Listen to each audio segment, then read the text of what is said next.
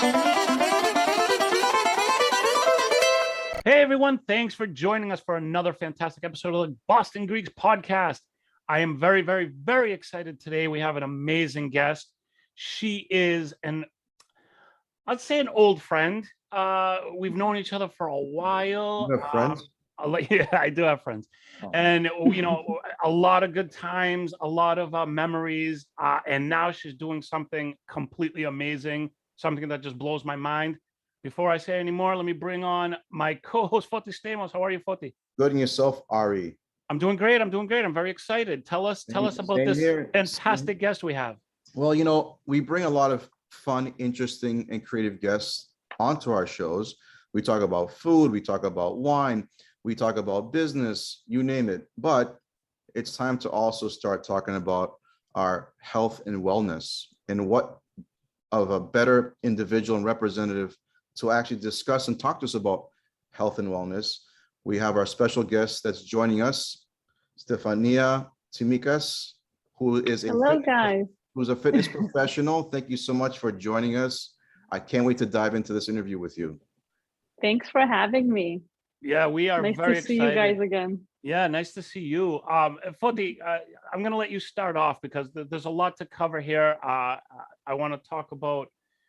Let's first start off with just give us a little background, Stephania. Just where you're from, where you grew up, what your Greek family life was like, stuff like that. Okay, so I was born in Rhode Island, United States, Rhode Island. We lived here with the family for a couple of years.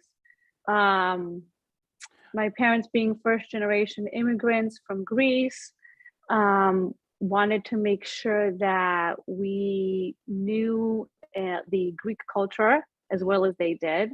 Yeah. And they were seeing that as we were growing up and being in school with other children, we didn't have that connection to the Greek language, the Greek culture. And like I said, it was very important for us to know that. So they decided to move us back to Greece at a young age when I was about 6 years old. How was that? How was that experience for you to go from here to there? Yeah, it was tough just because I had my friends here that I had in elementary school. I had my way of life here already at that young age, and saying, hey, we're moving, we're taking all of our stuff and we're leaving. We're going to Greece, to a country that I've never been and didn't know what to expect at a young age was hard. My parents were constantly telling me that, hey, there's cousins that you've never met that live in Greece. So there's uncles and aunts and your grandmother that you've never met, your grandfather that you've never met. And I'm like, wow, I actually have family? Like, because we were here just my siblings and myself, which I have another brother, another sister, and we were always just us. So it was like, oh, I have other family that I'm unaware of. So to move back and to meet them all for the first time was, wow, what a experience that was. Hey, this is your grandmother, this is your grandfather, these are your cousins, and you had to create a new bond and a new relationship with all of them. It was very challenging and very happy at the same time at a young age of 6 years old. Yeah, I think 6 years old is tough to make such a big transition. And how long did you guys end up staying in Greece? Let's see, up until when I was a freshman in high school. So we lived in there's Greece. Another big transition. That's like when you're really getting into your social circles and stuff, and then you're yanked again. So then, like I said, I was 6 years old at the time. So I had to start from the beginning. I had to make new friends, adjust to this new lifestyle. And, after some hard times, we finally were happy with everything. I was happy. I was like, okay, this is going great. I had my friends, I had my circle, I had my daily routines, everything. And that's when in 7th grade, I decided I wanted to join the track team, actually. Wow. The track team was something that a friend of mine had brought it up to me and said, hey, I'm joining this track team. Are you interested in joining? And I said, yes, let's do this. And I'm glad I did, because for about 3 years, every day I would wake up and I would exercise every morning with this team that we had. So it was great to be able to do that. But after we've created, like I said, all these friendships, and I had everything that I liked in my life at that point, at that age, again, we had to leave when I was a freshman in high school and come back to the States. Oh, And you came back to Providence? I came back to Providence, Rhode Island. Okay. Correct. So Wow. again, we had to start back from the beginning. So there I am again with knowing no one, thrown into high school out of all, the difficult stages in your life, high Yeah. school. Everybody had their cliques, everybody had their groups, their friends. And there I am as a newbie, myself, my sister, and my brother. So get thrown in these classes. The language barrier also, you have to understand, like, you have to learn that and be able to communicate in that, and creating new friends. So everything for me was new again. Wow. So. That's as an adult, when you look back, you could say, wow, that's so cool that I moved to Greece. I lived in Greece for a little while, come back. But I try to put myself in the 6-year-old mind of leaving, and then in a freshman like mind In and high changing school, again. yeah. Like, I'm telling you right now, that would have been extremely difficult for me. And that's pretty It was. impressive that you could get through it. And I Yeah. mean, so you were in the track team in Greece, and then when you got here, and I think in the States, I'm assuming that it's a good way to kind of get into a social circle, kind of get into like whatever kind of friends situation by meeting people on your team. Did you do that when you came here? Correct. I joined the swim team when I came here immediately. So I joined the swim team, and that helped, like you said, in making new friends and just having the same interests and being able to bond in that aspect. So that helped me a lot. And then I did some some gymnastics outside of school. So that helped, yes. And then I had tried out for the volleyball team. So I made some friends while doing that. So like I said, yeah, sports exercise, and sports exercise. helped me out tremendously in the big adjustments that I had in my life, for sure. And has that Yeah. always been part of your life, or was there a time? So we'll fast forward a little bit. Okay, you graduate high school. You're doing whatever you're doing. You're kind of growing up. Have you always been into fitness, or has it been like kind of like just a side hobby, or has it been like a main point? I know that now more recently it is a main point. So what happened between like high school and getting to this point? Was exercise and fitness a big part of your life, or was it something that you woke up one day and you're like, hey, I'm now a mom, and I want to get back into shape, or how exactly did it come about for you? Well, in high school, it was a big part of my life. In college, it was, but not as much. I was more focused on my studies at the time. My parents were very, very big on going to college and getting great grades, working hard, and getting good grades. That's what they wanted from us children. They sound Greek to me. Oh yes, they're very Greek. Exercise was not important. It's not important. You need to get A's and be a hard worker in life. That's what was important for them. So having that, as well, is like, okay, I need to, settle down and like focus on my studies in college. So that's what I did. So yes, did I run here and there? Did I do my running in the mornings? Yes, but it wasn't a big part of my life at that moment. I wanted to study physical education. I remember that clearly, and my parents were like, no, elementary teacher is a better choice. So to please them, I did that, which again was, I loved teaching young kids. And that's what I wanted to do in physical education, is teach young kids as well, teach them the importance of, So important. exercising, being active, what you're eating, all that. Yeah. But it was in a different way. It was through teaching math and language arts and science and all that. I mean, Which that's is a very fine. important thing, especially in Yeah. America, especially now, especially nowadays with, the internet and video games and all this stuff. And kids, I feel, aren't as active as we used to be. We used to leave the Yes. house and we'd come back when it got dark and we'd be all scraped up and Right. had the best Yes. time ever. And I feel like sometimes it's tougher for kids now because I don't think kids also have like as much freedoms as we once did. I don't know if that's just my perspective, if you I guys agree or agree. not, but I I remember agree. leaving the house and coming back like hours later. Now, if my son left the house, I'd be like, where is he? Let's It'd be a find him. mess. What is he doing? Yeah. So We have to I track feel- him. We have to track them, right? We have to Right. be like, are they okay? Like, where are they right now? Let's Exactly. track them, Yeah. see where they are. Well, times have changed, because of Yeah. So, society and everything. So. all right. So you had an element obviously in your life of fitness. So when did it start to really become something more than just like I want to feel good, I want to be healthy and I'm Lifestyle. exercising? When did it become something more than that? So once I graduated college and then I started working, then I met my husband and then we had children. So that again took a lot of time away from me. That's when I focused on my family, being a good Greek mother and wife, taking care of everybody.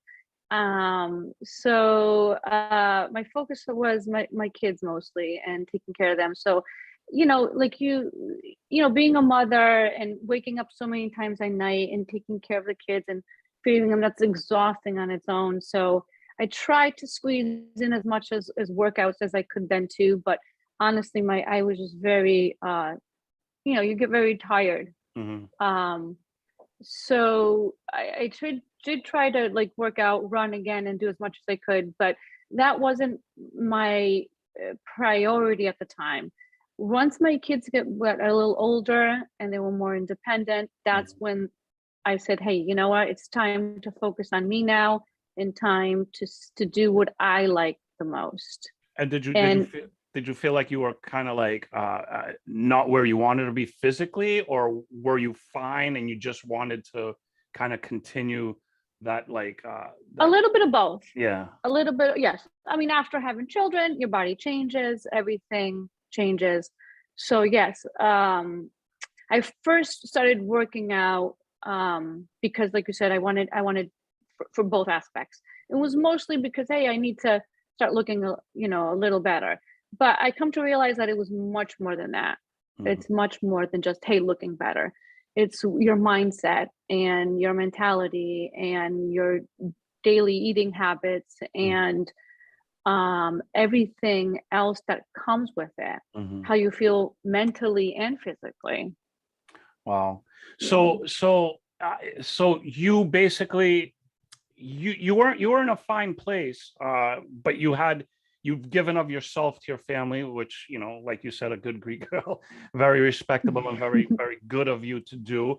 But then you got to a point where you wanted, to turn the focus a little bit back on yourself as much as you could, because the kids are older and all that. And so fitness and exercise was your outlet, correct? Was there anything else? Correct. It was my outlet. It was my time to do what I wanted to do and let go of everything else that I had in my head and just do it for me, my outlet. That's what it was. Was that hard? Was it hard to motivate yourself, or was it very easy? Like you were just like, oh, now I have a little bit of time, I'm going to do this.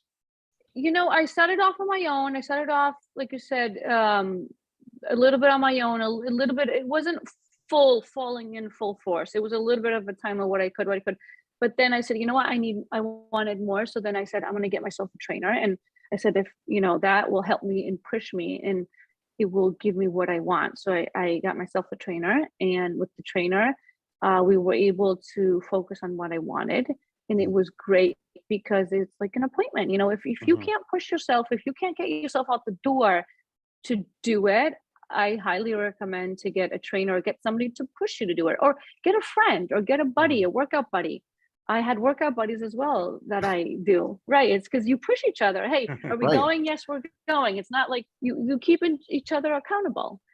And that's what I did. But the trainer, and between trainers and friends, I kept myself accountable and I kept showing up. In the beginning, it was tough, like I said, to start all over again. But after that, I was like, okay, this is what I need. This is what I want. It wasn't tough anymore. My body was trained differently. My mind was trained differently. It's something that I needed in order to have a productive day at that point. It wasn't something that I was doing and dreading to do. That I So think that's such a great like phase to get to, where yeah, it's no longer like, oh, I have to get up and go to the gym. Now it's like, oh, if I don't go to the gym, it's gonna suck. I'm gonna feel horrible. Like, I wish I could get to that point. And Stephanie, yes, yes, yes. what considering the dedication and commitment, what would you say was, how much time in your day did you devote, or did it take for you to put in your workouts or your fitness programs? Not much, honestly. An hour a day, an hour and a half the most. That, An hour for sure, but an hour and a half if I wanted to do more. That's Wow. all it takes. that question specifically because if you think about it, where I hear often enough is that if we really break it down and put into perspective, it's a very small percentage of your day Mhm. that you should Mhm. allocate, but it feels like it's the biggest challenge is to put the time in. Yeah. Even And a 30-hour HIIT class, a 30-hour spin class, anything that you can get well, in there. you are the example that as a busy person who is a wife and a mother, and you hold a career, that you still make it a point where often enough we hear in our inner circle how many people complain about, I just don't have time, which Yeah. isn't the case in my opinion. And what's Yeah. more important? What is more important than your health? Right. If you think about it, Adi, I'm sorry to interrupt. What do we say being, us Greeks in our culture? Right? We say Mhm. Right. that.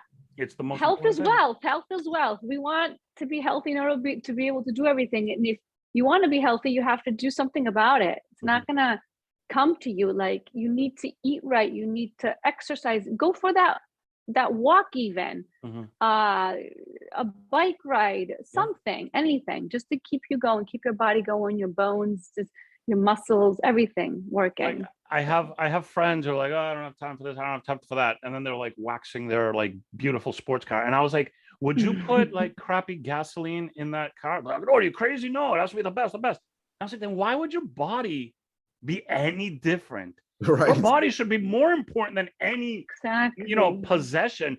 Put good things into your body and then exercise your body to make it work optimally. Like, these are very important things. And again, I'm preaching a lot of things that I'm not practicing because believe me, I'm not avid Could have fooled exerciser. us. Well, We'll get you onto a program. I was Adi. gonna We'll say get this. you. This is why talking to you is so great, because I love hearing other people who have gone through it and who have done it talk about it, because I know how much work goes into it. I think everybody knows how much work goes into it. But sometimes when you hear somebody talk about it and they just say it matter of factly, it sounds so much easier. And maybe that's like a little bit of a motivation. Like, yeah, I could do that. I could do that. And then once you actually start doing it, you'll keep doing it. But as with everything You'll else, keep it's doing. You work. won't even think it. You won't even think about it anymore. That's the Mhm. thing. It won't even feel like a chore to you at anymore. Exactly. And that's what you want to do. You want to get to that point. So Stephanie, that you've taken it to the next level with yourself, and you're Mhm. at this optimal level. Now, though, you're taking it professional, from what I understand. Yes. Let's talk Okay, about so let's talk about that transition. now. How did that happen? Okay. What caused this to kind of take it to that next level? So, like I've mentioned, working out was a big part of my life always. I've done many workouts, anything and everything. I've tried swimming, yoga, spin, Zumba, tennis, everything. Strength training is what I come to realize that was very big and important for me to continue and keep doing. That's what I love doing the most. So I was doing strength training for, I don't know, 5, 6 years or so, 7 years. And I said to myself, you know, I want to give myself a challenge. I want to give myself a goal to be able to look forward to do something, to achieve it. So I said, I need to step it up. I want to do something more. So I started looking into different things that I can do. And my trainer actually used to compete professionally in competitions. She's like, you would be great if you're thinking about it and would want to do it. And I said, you know what? Why not? What do I have to lose? Yeah.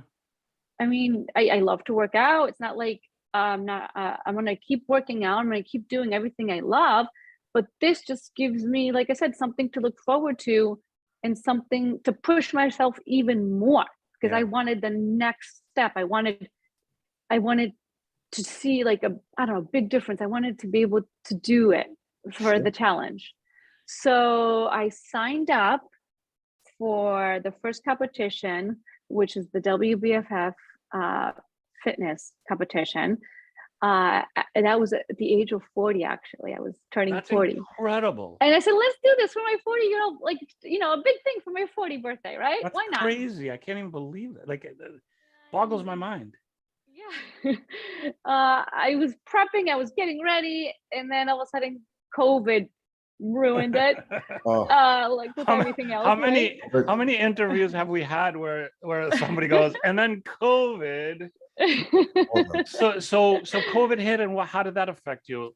Obviously, COVID, I mean, it didn't affect me in the way that I couldn't continue with my goal of doing the fitness competition and that aspect in that way. But, you know, I was still working out. I was still in my basement. Thankfully, I have a small gym in my basement, and I'm able to work out, and I was still working out. I was still doing my workouts every day during COVID as well. Yeah. But I had to wait patiently for the next fitness competition to come up so I can be able to finish what I wanted to start. And when did that took about 2 years, Adi. That was 2 years. 2 years. Wow. Yeah, about 2 years. So then at the age of 41 and a half, so I would say a year and a half, that's when I did it. I finally had my first competition, which was in New England. Excellent. So and New England was my first major competition that I got ready for. Oh my God, that's so inspiring. It's such a great thing. At 41, I would have won many awards for the size of my gut that I had, but they don't really give awards for any of that stuff. So I'm glad at least you could do something with it. But I mean, that's super inspiring, because it's inspiring for any younger age, and it's like really inspiring for somebody who has had children, is a wife and a mother, has her life already like going, and then to be able to put that motivation and that effort and that work and that concentration, and that, you know, everything it takes to become, you know, to get to the level that you're at is truly inspiring. And, you know, we commend you for that. Absolutely. Thank you.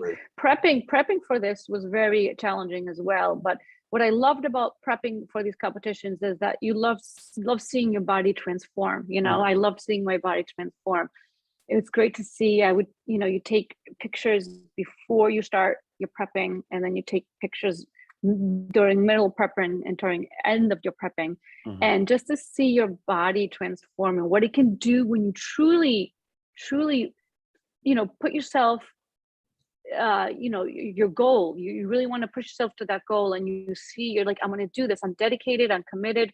I'm going to follow all these rules that I have to do in order to get to the end of what I want. And truly, that requires a lot of discipline. So, and on top of it, you also have a family. Like, I also have my family that I had to take care of my family. That's the hardest part again about the prepping, was taking care of your family, your husband, your kids, plus doing what you want to do for yourself. And I feel bad for your husband with you working out and becoming physically optimally in shape. He must have been miserable. Unless you He's like, no, don't work out so much. unless you inspired him as well, I would assume. Yeah. Does he also I'm take? sorry, Foti, what did you say? I didn't Maybe hear you maybe you inspired your husband at the same time. You know, I did. Yes, he did start working out as well. He did. He's like, There I you go. have to start working out because I can't have my wife stronger than me. Yeah, it's like you're gonna So- go out and they're gonna see you, and then I've seen your husband in pictures. I think I met him once, but he's a good looking guy, and he seems like he's in shape. But like now he has to, like you're gonna be showing him up everywhere, so he has to work out. It's like, So yeah, he did. He started. He was doing lovely, but then he stopped. So now I'm in the process of trying to get him to start again. But yeah, I got some. the old Klotsia, it will work. the uncles, yeah. I got some questions for you, Stephania, Yeah. also for our audience as well. And Mhm. of your caliber and of your experience, we often hear folks, talk about, I work out so much, but I don't see any changes. How important is it for not just the workouts, but your intake and your nutrition when it comes to that to see results, right? Tremendously. When you need to watch what you eat. It goes hand in hand. Simple. Nutrition and exercising go hand in hand. You can't do one versus the other. Like I said, during my prepping, I had been pushing myself in the gym a lot. My muscles have grown prior to starting the prepping, which is the calorie deficit, basically. 10 weeks, 9 weeks, 8 weeks, everybody's differently depending on how soon they want to start this calorie deficit. But what I want to explain is that, I push myself in the gym so much with weights, and, you grow your muscle, but in order to see that muscle, you need to get rid of that top layer of your fat. You need to get rid of that fat. In order to do that, again, it's the nutrition part. You need to be careful what you put in your body in order to be able to see those muscles develop. It's a matter of, and you say calorie deficit. So in order to kind of burn or melt away that first layer of fat is also how much you eat as opposed to what you eat as well. Right. It's how much you eat and what you eat, basically. Right. You need to have your good carbs. You have to have your protein in every meal. You have to have your vegetables. That's all important. Your water, drinking tons and tons of water. Right. All that. Yeah. Let me ask you very quickly. Foti and I, we have a wine club, so obviously we're drinking wine and stuff all the time. How, for you, when you're prepping and you're going through these specific diets, is there any alcohol intake at all? No, I did not touch alcohol for. We were hoping you said like, I drink like a bottle a day. No, and that was the hard part. Actually, is socially, what do we do, right? We want to go out to eat, right? That's what we do. So it's hard because you're out. Yes, I did go out to dinners for special occasions, but I brought my food with me. Or I made sure that the chef knew ahead of time what they needed to prepare for me and how they needed to prepare it. And if they couldn't, I would then bring my food. So I've done that in many, many events. I remember Palm Sunday, I brought my own food to church in the back hall. And my mom's giving me those evil eyes, like, why are you taking out your food? They have food. Oh man. Mom, you know what I'm doing. You get ripped up for that. Yes. The alcohol part. No drinking. So everybody was around me having fun drinking, and there I was with my water and lemon. So wow, that's motivation. Absolutely. That's right. Or my birthday party. I have to bring this up. I'm sorry. My birthday was in May, and it was during the middle of my prepping. So that I am celebrating my birthday. I was given cake to blow out the candles, but did I eat the cake? No, I did not eat the cake. I had no cake for my birthday. Oh man. Well, you took a rain check. I'm sure you'll have it at some point. I took a rain check. Yep. Another question for you, Stephania. What are your thoughts on the fact that there are so many fitness apps that are being bombarded to people on using these easy and simple applications that make it supposedly efficient for people. Are you a fan of fitness apps, or do you follow a fitness app yourself? No, I do not follow a fitness app myself, but there's many people that do follow the fitness apps. And if that's what they need to keep them motivated and keep them going, then do it. Whatever keeps you motivated, whatever you need to do it, do it. You know, because they're very clever where they'll have you fill out a quiz or a survey. And the only way they'll give you the results is if you give them their information or if you download their app. But yeah, I just wanted your perspective on fitness app, because they're like everywhere now. Like anything you turn on socially, there is a fitness app being promoted for intermittent fasting, keto, you know, running apps, you name it. There's so much out there right now that I wonder if her answer is very, very respectable. Whatever helps you keep going, do it. I love that if answer. that's what you need, to give you a push, do it. Yep. I mean, I have an app that I follow my calories, that I put in my calorie intake, and that helps me know how much I'm eating in a day and what I'm eating. So if that helps you, so you know how much you're eating a day and what you're eating, and that makes you more aware of what you're putting in your mouth, do it. So and then how about this, Stephania? Do you deal with hunger? No, I eat, and even during my prepping, I ate 6 times a day, and I eat about 5 times a day now, or 6 times a day. So I eat, but I eat small portions and good choices. So I never feel hungry. I don't. There's the key: small portions, good choices. We're going to use that. What about yourself? As far as, have you any thoughts of maybe you providing services for others? Yes, I've thought about that, and I've got asked many times by many people, and I do help out my close friends. My close friends are actually who I help at this point right now, and they tell me to give them like an exercise program or meals. I've helped so many friends with nutrition and the nutrition aspect of that. Like, what are good foods you should be eating? What should you be avoiding?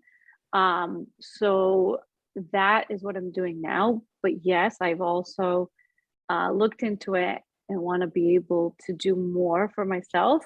So I want to be able to train others, or help them have a good relationship between exercising and nutrition for themselves. When you do make that decision, let me know, because I need to buy Ari a birthday gift. Oh, okay, Adi. That would be your work would be cut out for you if you could get me into that shape. But that's amazing. You know what? And now that we have her on the show, I'm going to corner you, and I'm going to say, anytime you have tips, tricks, any display like proper procedure on exercise, anything like that, I want you to share it with us. Because there's so much of our audience that is so into this health and wellness and all this stuff, and also people who aren't, but they should be, and maybe this is something that could kind of push them into being like, hey, it's about time I got into shape. And they need somebody like you who has been through it and who has the results. So obviously what you're talking about, you're good at what you do, and it will be really cool. So no pressure, but if you can do that, we're here for you. Thank you. I appreciate that. Yes, I will definitely keep that in mind. Yes. Well, this is great, because I feel like going to the gym after this interview. You should. Let me know that you went. Definitely. So I'm going to keep you accountable to that. I'm going to keep asking you, did you go to the gym? Did you go to the gym? And then when you ask me, I'm going to ask Ari the same thing. So it'll be a domino effect. My phone doesn't work that well. It sometimes cuts out. Come on. Oh, here we go. Well, Stephania, what do you have in store for the future? Any thoughts? You're going to continue competing, and what do you have? What's in your mind? What I have in store, yes, is looking into getting a professional trainer for sure. And yes, continue to compete. I love it. I love everything about competing. I love how your mindset improves, your eating habits change. It's just the way you think about everything else after you come out of the competition. I love everything about that. Is the network of women who do these competitions, is this like a nice network? Are they supportive? Are they? They are. Like, yes, that's a good question. That's a good question. So before the day before the competition, we have a meeting, a team meet, a registration meet, and a team meeting, and we all get together and we talk and we listen to other coaches speak. And one thing we all, that's a big part of that meeting is that we are supportive of each other and nice to each other. And being with other girls backstage, so many girls backstage, you want to help each other out and be supportive of each other. Not there's no reason to be mean. We're there to be a better version of ourselves, to compete. It's you against you, basically. It's you're there. I mean, obviously, awesome. Who doesn't want to win? Who doesn't want to come home with the trophy, right? But it's more to that. It's the values and the importance that you learn about yourself mentally, physically, when you put yourself through this preparation for this competition. So, yes, that's great to hear. It's great to be supportive of each other, for sure. That's amazing. I love to hear it. I love to hear people supporting each other, especially when they have like a common goal, and instead of it being a competition, it's like, you could do it, good for you, stuff like that. So bravo. All right. I mean, this was great. I enjoyed this very much. Foti, any parting? One last thing I wanted to ask before we do sign off is that we didn't talk about sleep. Right? Oh, sleep. That's very important as well. We don't sleep well anyways, because we're up all hours of the day and night. But is that something also you can quickly tell us your thoughts on getting enough sleep? 8 hours of sleep, as much as you can, especially during the prepping season. 8 hours of sleep. You need to get those in. At least. Is there ever a point where there's too much sleep? No, never a point there's too much sleep. Less sleep, yes, because I've had days when I don't sleep 8 hours. And boy, I can tell the difference in my body the next day. You don't have that energy, you can't think straight. There's so many aspects to lack of sleep. And what? We don't get enough sleep nowadays. We don't. We just have too much going on that who has time to sleep, right? You're very, very right. Does Stephania have a regiment of what time you have to go to sleep by and what time you have to wake up? Oh God, I can't answer that because right now, I love to go to bed late, especially now that I'm not on my prepping aspect of it. I go to bed late. When during my prepping, I would make it most of the time by like 10 p.m. To get that, or 10:30. But you never know. A kid could be sick, something could be happening. There's so many different things that happen. But that doesn't always work that way. But sleep is important. Yes. Oh man. Yes. We need to straighten ourselves out, Foti.